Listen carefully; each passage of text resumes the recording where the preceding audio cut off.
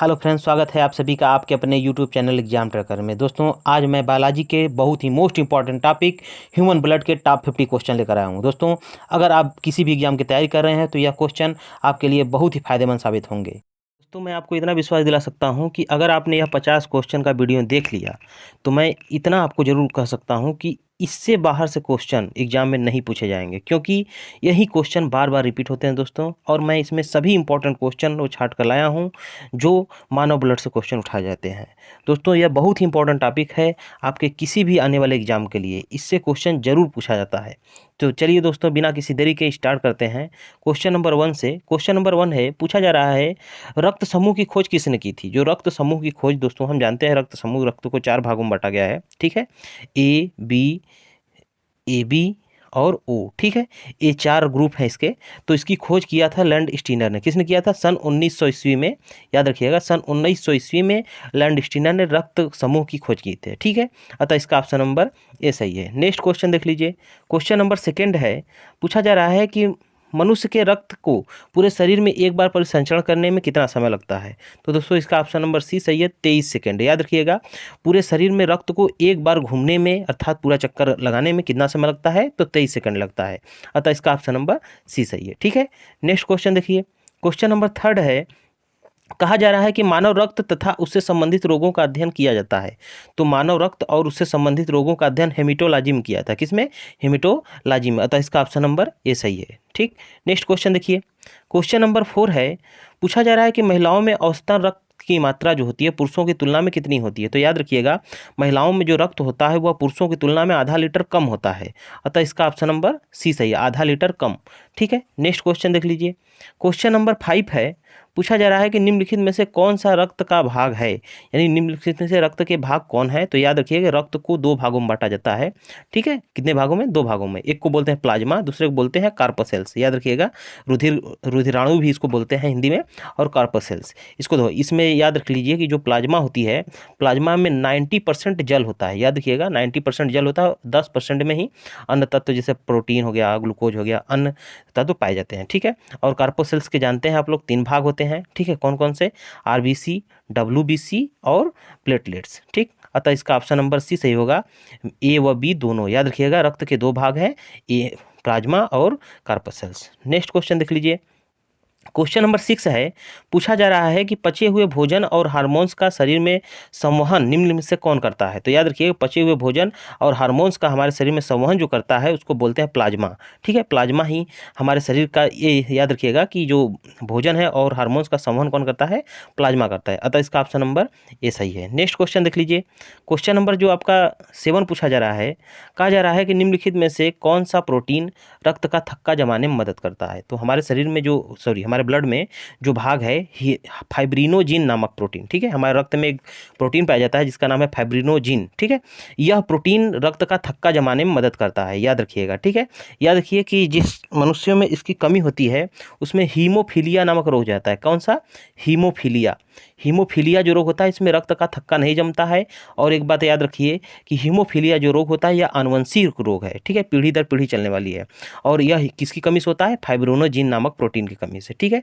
इसमें रक्त का थक्का नहीं जमता है। नेक्स्ट क्वेश्चन देख लीजिए। क्वेश्चन नंबर 8 है, पूछा जा रहा है कि जब प्लाज्मा में से कोई फाइब्रिनोजिन नामक प्रोटीन निकाल दिया जाता है तो वह कहलाता है। ये पूछा जा रहा है कि रक्त में से जब फाइब्रिनोजिन नामक प्रोटीन प्लाज्मा में से निकाला जाता है तो उसको क्या कहते हैं? तो उसको कहते हैं सीरम। अतः इसका ऑप्शन नंबर सी सही है, सीरम, याद रखिएगा, ठीक है। नेक्स्ट क्वेश्चन देख लीजिए। क्वेश्चन नंबर 9 है, पूछा जा रहा है कि रक्तदान करते समय रक्त का कौन सा भाग दान किया जाता है। तो रक्तदान जब हम करते हैं तो शरीर का सीरम दान करते हैं, ठीक है। अर्थात प्लाज्मा में से फाइब्रिनोजिन नामक प्रोटीन निकाल करके सीरम जो बचता है उसको सीरम बोलते हैं, और इस सीरम को ही दान किया जाता है। अतः इसका ऑप्शन नंबर बी सही है। नेक्स्ट क्वेश्चन देख लीजिए। क्वेश्चन नंबर 10 है, पूछा जा रहा है कि मानव रक्त के भाग हैं। तो मानव रक्त के कितने भाग हैं? तो इसके 2 भाग हैं, हम जैसा कि बताए हैं, प्लाज्मा, एक को बोलते हैं प्लाज्मा, ठीक है, और दूसरे को कार्पोसेल्स, याद रखिएगा, ठीक है। नेक्स्ट क्वेश्चन देख लीजिए। क्वेश्चन नंबर 11 है, कहा जा रहा है कि किसकी उपस्थिति के कारण शरीर के अंदर धमनी तथा सिराओं में रुधिर नहीं जमता है। याद रखिएगा, मैं अभी बताया हूँ कि फाइब्रिनोजिन नामक प्रोटीन के कारण जो हमारा शरीर के कोई भी अंग कटता है तो रक्त बहता है, तो वह जमता किसकी उपस्थिति के कारण है? फाइब्रिनोजिन के कारण। लेकिन सोचिए कि अगर हमारे शरीर के अंदर ही ब्लड जम जाए तब क्या होगा? तब मृत्यु हो जाएगी इंसान की। अतः यह किस प्रोटीन के कारण नहीं जमता है? तो यह है ऑप्शन नंबर बी में दिया है, हिपेरिन। याद रखिएगा, हिपेरिन नामक जो प्रोटीन होता है यह शरीर के अंदर रक्त को नहीं जमने देता है। अतः इसका ऑप्शन नंबर बी सही था। नेक्स्ट क्वेश्चन देखिए, क्वेश्चन नंबर 12 है, कहा जा रहा है आरबीसी का निर्माण कहाँ होता है? तो आरबीसी का निर्माण याद रखिएगा कि बोन मैरो में होता है। किसमें? Bone marrow. इसको अस्थि मज्जा भी बोलते हैं। अतः इसका ऑप्शन नंबर सी सही होगा। ठीक है, नेक्स्ट क्वेश्चन देखिए, क्वेश्चन नंबर 13 है, पूछा जा रहा है आरबीसी का कब्रगाह किसको कहते हैं? तो याद रखिएगा, तो आरबीसी की जो मृत्यु होती है वो होती है स्प्लीन में, अर्थात इसको प्लीहा के नाम से भी जानते हैं और स्प्लीन इंग्लिश में कहते हैं। ठीक है, और कब्रगाह चूंकि स्प्लीन कहाँ होता है? यकृत में होता है, अतः इसको यकृत भी कहा जाएगा। यानी ऐसे भी पूछा जाता है कि आरबीसी का जो कब्रगाह यकृत को भी कहा जाता है। इसका ऑप्शन नंबर डी सही होगा। कौन सा सही होगा? डी, उपरोक्त सभी। याद रखिएगा। ठीक है, नेक्स्ट क्वेश्चन देखिए, क्वेश्चन नंबर 14 है, पूछा जा रहा है कि लाल अस्थि मज्जा में किसका निर्माण होता है? तो लाल अस्थि मज्जा में आरबीसी का निर्माण होता है। अतः इसका ऑप्शन नंबर ए सही है। याद रखिएगा। ठीक है, हाँ देखिए एक चीज़ और ध्यान दीजिए, इसका ऑप्शन नंबर डी सही दिया है। ठीक है, प्लेटलेट्स, ये प्लेटलेट्स का भी जो निर्माण होता है रेड अस्थि मज्जा में होता है। ठीक है, अतः इसका ऑप्शन नंबर डी सही होगा। बी व सी दोनों, इसको हम नहीं ध्यान दिए हैं। ठीक है, इसका ऑप्शन नंबर डी सही है। नेक्स्ट क्वेश्चन देखिए, क्वेश्चन नंबर 15 है, पूछा जा रहा है कि आरबीसी किस नाम से जाना जाता है? तो आरबीसी को और किस नाम से जानते हैं? तो इसको बोलते हैं इरिथ्रोसाइट। क्या बोलते हैं? इरिथ्रोसाइट। अतः इसका ऑप्शन नंबर बी सही है। नेक्स्ट क्वेश्चन देखिए, क्वेश्चन नंबर 16 है, कहा जा रहा है कि आरबीसी के निर्माण में कौन सा विटामिन सहायक होते हैं? तो याद रखिएगा, vitamin B12, vitamin B6, vitamin B9, ये सभी विटामिन जो होता है आरबीसी के निर्माण में बहुत ही सहायता प्रदान करते हैं। अतः इसका ऑप्शन नंबर डी सही होगा। नेक्स्ट क्वेश्चन देखिए, क्वेश्चन नंबर 17 है, कहा जा रहा है कि आरबीसी का जीवन काल होता है। तो आरबीसी का जीवन काल याद रख लीजिए कि 120 दिन होता है। अतः इसका ऑप्शन नंबर सी सही है। दोस्तों, यह हमारा क्वेश्चन अगर आपको अच्छा लग रहा है तो इस वीडियो को एक लाइक करें और अपने दोस्तों में अधिक से अधिक शेयर करें। साथ में अगर आपने अभी तक एग्जाम ट्रैकर चैनल को सब्सक्राइब नहीं किया है तो इसको सब्सक्राइब भी कर लें, क्योंकि हम इस चैनल पर इसी तरह के इंटरेस्टिंग और महत्वपूर्ण वीडियो लेकर आते रहते हैं। दोस्तों, आपने क्वेश्चन का लेवल तो देखकर समझ ही गए होंगे कि किस लेवल के क्वेश्चन पूछे जा रहे हैं। ये सभी क्वेश्चन दोस्तों एग्जाम वेरिएंटेड हैं और सभी क्वेश्चन किसी न किसी एग्जाम में पूछे गए हैं दोस्तों, इसीलिए यहाँ पर क्वेश्चन छाट कर उठाए गए हैं। इसलिए दोस्तों ध्यान से पढ़िए। अगर आपने यह वीडियो देख लिया अच्छे से तो मैं इतना विश्वास दिला सकता हूँ कि आपके किसी भी एग्जाम में इससे बाहर से क्वेश्चन नहीं पूछा जाएगा। चलिए अच्छा, आगे देखते हैं। क्वेश्चन नंबर 18 है, कहा जा रहा है रक्त का पीएच मान होता है। तो रक्त का जो पीएच मान होता है, रक्त का जो पीएच मान होता है वो 7.4 होता है। याद रखिएगा, 7.4। ठीक, अतः यह होता है क्षारीय। याद रखिए कि जिस भी पदार्थ का या जिस भी तत्व का पीएच मान 7 से अधिक होता है उसको क्षारीय बोलते हैं, और 7 से कम है तो अम्लीय कहलाता है, और 7 होने पर उदासीन होता है। याद रखिएगा, जल का जो पीएच मान होता है 7 होता है, अतः जल उदासीन है, जबकि हमारा रक्त क्या होता है? क्षारीय, क्योंकि 7.4 है। इसका ऑप्शन नंबर सी सही है। नेक्स्ट क्वेश्चन देखिए, क्वेश्चन नंबर 19 है, कहा जा रहा है कि रक्त के कितने प्रकार हैं? हम अभी बताया है ऊपर कि रक्त के भाग कितने होते हैं? 2 भाग जो होते हैं वो होते हैं आपके 2, लेकिन प्रकार यहाँ पूछा जा रहा है। तो रक्त के जो प्रकार हैं वो 4 हैं। कौन कौन? ए, बी और AB ओ। हम बताएं जैसा कि ऊपर 4 प्रकार के रक्त होते हैं, अतः इसका ऑप्शन नंबर सी सही होगा। नेक्स्ट क्वेश्चन देखिए, क्वेश्चन नंबर 20 है, कहा जा रहा है सर्वदाता रक्त समूह कहलाते हैं। तो सर्वदाता रक्त समूह किसको कहते हैं? ओ। याद रखिएगा, इसको यूनिवर्सल डोनर के नाम से भी जाना जाता है, अतः इसका ऑप्शन नंबर डी सही है, ओ। नेक्स्ट क्वेश्चन देखिए, क्वेश्चन नंबर 21 है, पूछा जा रहा है सर्वग्राही यानी यूनिवर्सल रिसेप्टेंट किसको कहा जाता है? तो इसको कहा जाता है AB को, अतः इसका ऑप्शन नंबर सी सही है। AB जो होता है यूनिवर्सल रिसेप्टर होता है। ठीक है, अतः केवल यह सर्वग्राही केवल रक्त ले सकता है, किसी को देता नहीं है, केवल AB को ही दे सकता है, अन्यथा किसी को नहीं। ठीक है, नेक्स्ट क्वेश्चन देखिए, क्वेश्चन नंबर 22 है, कहा जा रहा है WBC का निर्माण होता है। तो WBC का निर्माण कहाँ होता है? तो याद रखिए, WBC का निर्माण भी अस्थि मज्जा में ही होता है। याद रखिए कि अस्थि मज्जा जो होता है आपका, अस्थि मज्जा ये 2 प्रकार के होते हैं। एक को बोलते हैं लाल अस्थि मज्जा और दूसरे को बोलते हैं सफ़ेद अस्थि मज्जा या श्वेत अस्थि मज्जा। तो WBC का निर्माण जो होता है श्वेत अस्थि मज्जा में होता है। ठीक है, श्वेत अस्थि मज्जा में, जबकि लाल अस्थि मज्जा में RBC और प्लेटलेट्स का निर्माण होता है। ठीक, इसका ऑप्शन नंबर डी सही है, अस्थि मज्जा में। नेक्स्ट क्वेश्चन देख लीजिए, क्वेश्चन नंबर 23 है, कहा जाए पूरे शरीर में रक्त का परिसंचरण होता है। तो पूरे शरीर में जो रक्त का परिसंचरण करता है कौन करता है, तो हृदय करता है। याद रखिएगा, हृदय हमारे शरीर में पंप का कार्य करता है। जिस तरह से पंप अर्थात पानी को उठाकर सप्लाई देता है, उसी प्रकार हृदय पूरे ब्लड को शरीर में भेजने का कार्य करता है। ठीक है, अतः परिसंचरण कार्य कौन करता है, हृदय करता है। इसका ऑप्शन नंबर सी सही है। नेक्स्ट क्वेश्चन देखिए, क्वेश्चन नंबर 24 है, कहा जाए शुद्ध रक्त किसमें बहता है। शुद्ध रक्त किसमें बहता है, तो धमनी में। याद रखिएगा, धमनी में शुद्ध रक्त बहता है और सीरा में अशुद्ध रक्त बहता है। अतः इसका ऑप्शन नंबर ए सही होगा, धमनी। नेक्स्ट क्वेश्चन देख लीजिए, क्वेश्चन नंबर 25 देखिए, वही क्वेश्चन है। ठीक है, अशुद्ध रक्त किसमें बहता है, तो अशुद्ध रक्त आपका सीरा में बहता है। ठीक है, सीरा में अशुद्ध रक्त बहता है। नेक्स्ट क्वेश्चन देखिए, क्वेश्चन नंबर 26 है, कहा जा रहा है, हाँ एक चीज़ और मैं बताना चाहूँगा आपको ऊपर क्वेश्चन में।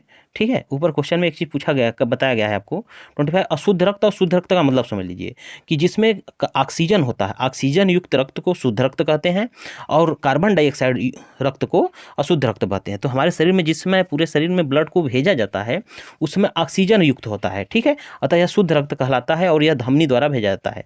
जबकि सीरा में शरीर से वापस को ब्लड में लाया जाता है फिल्टर करने के लिए, तो इसको क्या करते हैं, इससे सीरा में फ्लो होता है, इसमें कार्बन डाइऑक्साइड युक्त होता है। ठीक है, ये जान लीजिए।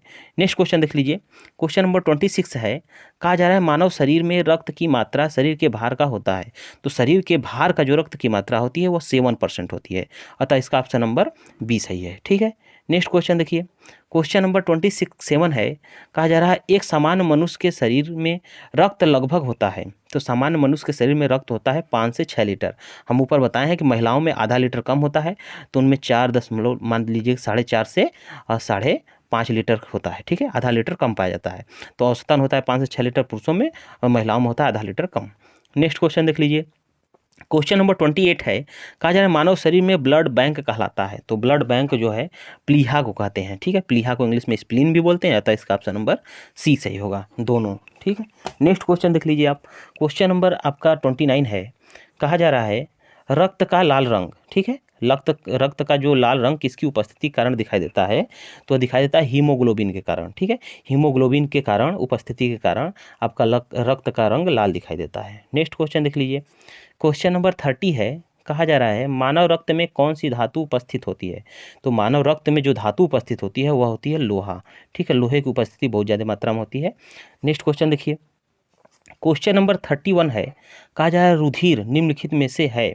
तो रुधिर क्या है, एक तरल संयोजी ऊतक होता है। ठीक है, रुधिर तरल संयोजी ऊतक होता है। अतः इसका ऑप्शन नंबर बी सही है। नेक्स्ट क्वेश्चन देख लीजिए, क्वेश्चन नंबर 32 है, कहा जा रहा है रुधिर प्लाज्मा का भाग है।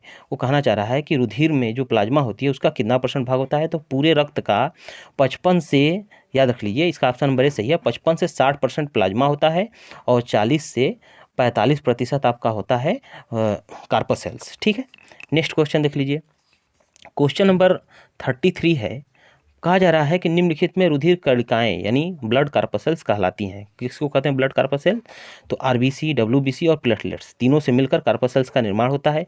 याद रखिएगा, ब्लड कार्पोसेल्स में लगभग 99% आरबीसी होता है और 1% में ये दोनों होते हैं, यानी डब्ल्यूबीसी और प्लेटलेट्स दोनों। ठीक है, नेक्स्ट क्वेश्चन देखिए, क्वेश्चन नंबर 34 है, पूछा जा रहा है कि आरबीसी का मुख्य कार्य है। आरबीसी का मुख्य कार्य क्या होता है, तो पूरे शरीर में ऑक्सीजन को ले जाना और कार्बन डाइऑक्साइड युक्त ब्लड को वापस लाना। ठीक है, अतः इसका ऑप्शन नंबर सी सही होगा, दोनों। नेक्स्ट क्वेश्चन देखिए, क्वेश्चन नंबर 35 है, कहा जा रहा है स्तनधारियों का आरबीसी में किसका अभाव होता है। तो स्तनधारी वर्ग जो के जीव जो होते हैं उनके आरबीसी में केंद्रक नहीं पाया जाता है। ठीक है, अतः इसका ऑप्शन नंबर बी सही है। नेक्स्ट क्वेश्चन देख लीजिए, क्वेश्चन नंबर आपका 36 है, कहा जा रहा है श्वेत रुधिर कणिका अर्थात डब्ल्यूबीसी, ठीक है, वाइट ब्लड कार्पोसेल्स को किस नाम से जाना जाता है, तो इसको ल्यूकोसाइट बोलते हैं। क्या बोलते हैं, ल्यूकोसाइट। अतः इसका ऑप्शन नंबर बी सही है। नेक्स्ट क्वेश्चन देखिए, क्वेश्चन नंबर आपका 37 है, कहा जा रहा है कि डब्ल्यूबीसी में निम्नलिखित में से क्या नहीं पाया जाता है। तो डब्ल्यूबीसी में निम्नलिखित में से क्या नहीं पाया जाता है, तो डब्ल्यूबीसी में हीमोग्लोबिन नहीं पाया जाता है। ठीक है, अतः इसका ऑप्शन नंबर ए सही है। नेक्स्ट क्वेश्चन देखिए, क्वेश्चन नंबर 38 है, कहा जा रहा है वाह्य रोगों से सुरक्षा प्रदान करने का कार्य कौन करता है। तो वाह्य रोगों से जो सुरक्षा प्रदान करता है वो करता है डब्ल्यूबीसी। ठीक है, अतः इसका ऑप्शन नंबर बी सही है, डब्ल्यूबीसी। नेक्स्ट क्वेश्चन देखिए, क्वेश्चन नंबर 39 है, कहा जा रहा है कि निम्नलिखित में से WBC का प्रकार है, तो जान लीजिए WBC दो प्रकार के होते हैं, ग्रेनुलोसाइट और अग्रेनुलोसाइट, अतः इसका ऑप्शन नंबर सी सही होगा, दोनों।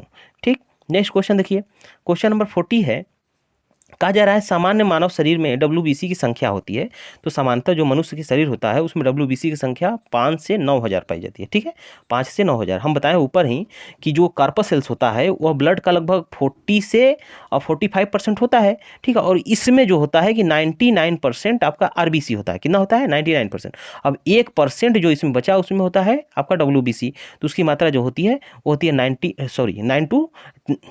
5 to 9,000। ठीक है, नेक्स्ट क्वेश्चन देख लीजिए, क्वेश्चन नंबर 41 है, कहा जा रहा है निम्नलिखित में से कौन एंटीबॉडी का निर्माण में भाग लेता है, तो एंटीबॉडी के जो निर्माण में भाग लेता है उसको बोलते हैं लिम्फोसाइट, याद रखिएगा लिम्फोसाइट।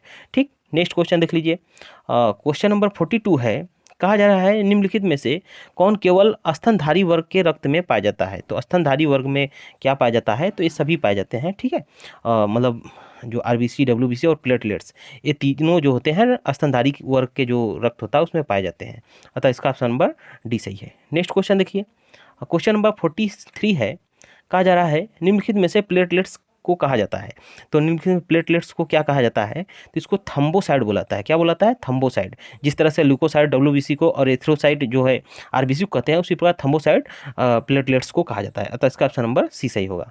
नेक्स्ट क्वेश्चन देख लीजिए, क्वेश्चन नंबर जो आपका 44 है, पूछा जा रहा है कि रक्त का थक्का बनाने में मदद करता है, तो रक्त का थक्का जो बनाने में मदद करता है वो प्लेटलेट्स करता है। ठीक है, प्लेटलेट्स जो होता है रक्त का थक्का बनाने के लिए ही होता है। ठीक है, अतः इसका ऑप्शन नंबर सी सही है। नेक्स्ट क्वेश्चन देखिए, क्वेश्चन नंबर 45 है, कहा जा रहा है किस ब्लड ग्रुप में कोई भी एंटीजन नहीं पाया जाता है, तो एंटीजन जो होता है ब्लड ग्रुप O में नहीं पाया जाता है, इसीलिए इसको सर्वदाता कहते हैं। यानी यह सबको ब्लड दे सकता है लेकिन ले किसी से नहीं सकता है, केवल ग्रुप O वाले व्यक्ति से ही ब्लड लिया जा सकता है, O के व्यक्ति को। ठीक है, बाकी दे ये सबको सकता है, यानी A को, B को, और हालांकि ये C गलत दिया है। ठीक है, AB O होते हैं, तो इसमें जो होता है एंटीजन नहीं पाया जाता है। नेक्स्ट क्वेश्चन देखिए, अतः इसका ऑप्शन में सही था।